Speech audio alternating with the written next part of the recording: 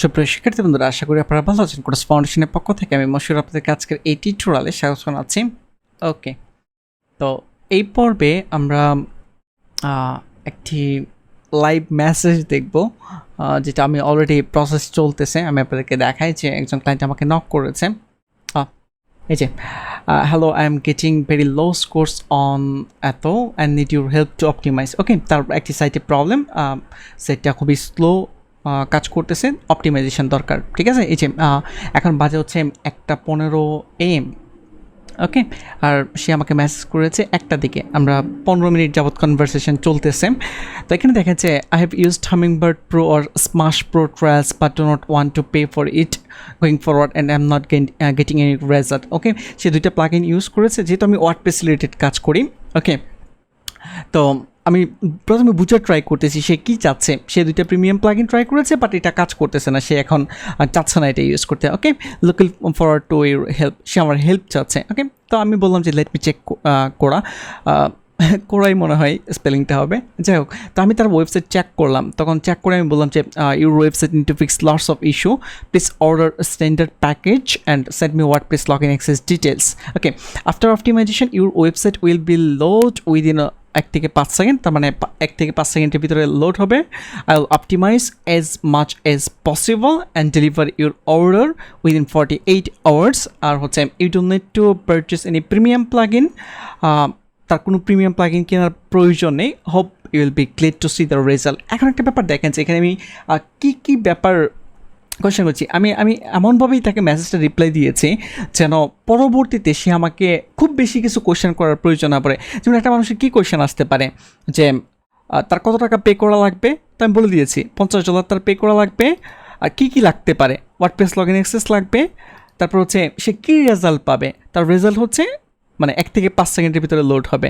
ওকে, এবং কতদিন সময় লাগবে আমি বলে দিয়েছে 48 আওয়ার্স লাগবে। এবং এখানে তাকে বলে দিয়েছে সে যেহেতু কোনো প্রিমিয়াম প্লাগইন পারচেস করতে চাচ্ছে না, এবং আমিও কিন্তু এখানে বলে দিয়েছে যে তোমার কোনো প্রিমিয়াম প্লাগইন পারচেস করা লাগবে না। ঠিক আছে, তো সে অবশ্যই এটা দেখে খুশি হবে, ঠিক না? তো আসলে প্রিমিয়াম প্লাগইন প্রয়োজনই নাই, ফ্রি প্লাগইন ইউজ করেই যথেষ্ট ইমপ্রুভ করা যাবে। ওকে, এবং আমি বলে দিয়েছি I hope you will be glad to see the result, এটা বলছি যেন সে আশ্বস্ত হয়। ওকে, দেন হচ্ছে এখানে ক্লায়েন্ট বলতেছে যে I would like to place this order. দেখেন আমাকে আর কোনো কিছু সে আস্ক করে নাই। এখানে বলতেছে যে হ্যাঁ, একটা কোয়েশ্চেন করেছে যে can you deactivate the premium plugins as well. তখন আমি বলেছি যে I will check first and then apply best method. Okay, I will deactivate Hummingbird Pro must, কারণ হচ্ছে এই সেটটা আমি ইউজ করবোই না, এর থেকে বেটার প্লাগইন আমি ইউজ করবো। ওকে, দেন হচ্ছে how do I place an order. তো ক্লায়েন্ট মেবি নতুন মার্কেট প্লেসে, আমার কাছে মনে হচ্ছে যে এই যে কানাডার একজন ক্লায়েন্ট। ওকে, এখানে রিটার্নিং বায়ার শো করতেছে কারণ সে অর্ডার করেছে মাত্র এই জন্যই। Okay, how do I place an order, তো সে বুঝতেছে না যে কীভাবে অর্ডার করবে। তখন আমি বলছি wait let me send you an offer, you just need to accept, তার শুধু অ্যাকসেপ্ট করার প্রয়োজন হবে। দেন আমি এই যে তাকে পাঠিয়েছি 1:11-তে। ঠিক আছে, 1:11, এখন বাজে হচ্ছে 1:18। তো অলরেডি দেখতেই পাচ্ছেন যে অফার অ্যাকসেপ্ট হয়ে গিয়েছে। এখন আমাকে বলতেছে seems like you already have an active order with কোরাও, continue conversation over the order page. তো ফাইবার রিকমেন্ড করেন যে অর্ডার রিলেটেড কনভারসেশন অর্ডার পেজে যাওয়ার জন্য, অথবা আপনি যখন এখানে মেসেজ পাঠাতে পারবেন। এই যে এখানে ক্লিক করতে হবে, ক্লিক করার পর দেন হচ্ছে মেসেজ পাঠাতে হবে। ওকে, আশা করি আপনারা বুঝতে পেরেছেন। আমি যদি এখানে রিফ্রেশ করি, এখানে প্রথমে কিছু যে ইনকমপ্লিট লেখা রয়েছে, এর কারণ হচ্ছে যে ক্লায়েন্ট অ্যাকসেপ্ট করেছে, বাট যে রিকোয়ারমেন্ট ছিল, যেমন আমি গিগ তৈরি করার সময় রিকোয়ারমেন্ট বলে দিয়েছি যে আমাকে ওয়ার্ডপ্রেস লগইন অ্যাক্সেস দিতে হবে এবং তোমার প্রজেক্টের ডিটেলস বলতে হবে।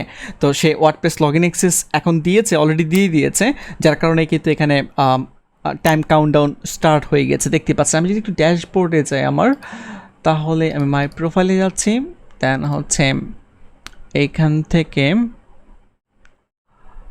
লোড হচ্ছে ড্যাশবোর্ড, এখানে ক্লিক করতেছে। ড্যাশবোর্ডে ক্লিক করার পর এখানে যদি আমি স্ক্রল ডাউন করে এই যে দেখতেই পাচ্ছেন যে নতুন অর্ডার রানিং, এই দুইটা অলরেডি ডেলিভারি দিয়ে দিয়েছি, এই দুইটা প্রগ্রেস রয়েছে। ওকে, তো নেক্সট আমি এই দুটো কমপ্লিট করব, কমপ্লিট করে জমা দিয়ে দিব। তো আশা করি আপনারা বুঝতে পেরেছেন যে কীভাবে ক্লায়েন্টের সাথে একদম নর্মাল কনভারসেশন, আহামরি কোনো কিছু না, যে ভয় ভয় পাওয়ারও কোনো কিছু নেই, নর্মাল যেমন সে একটা জিনিস চাচ্ছে আমি তাকে রিপ্লাই দিচ্ছি সুন্দর করে, এই ঠিক আছে। তো এইভাবে যদি আপনি সুন্দর করে একটু গুছিয়ে ক্লায়েন্টকে কনভিন্স করতে পারেন, তাহলে দেখবেন যে অর্ডার পাওয়ার সম্ভাবনা কিন্তু অনেক বেশি থাকবে।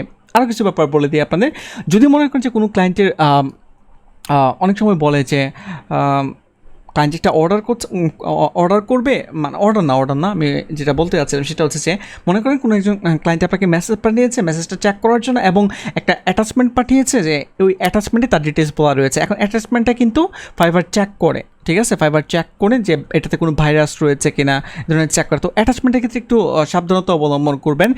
ফাইবার চেক করে যদি পারফেক্টলি দেখে যে সব কিছু ঠিকঠাক রয়েছে, দেন আপনি ওই ফাইলটা ওপেন করবেন।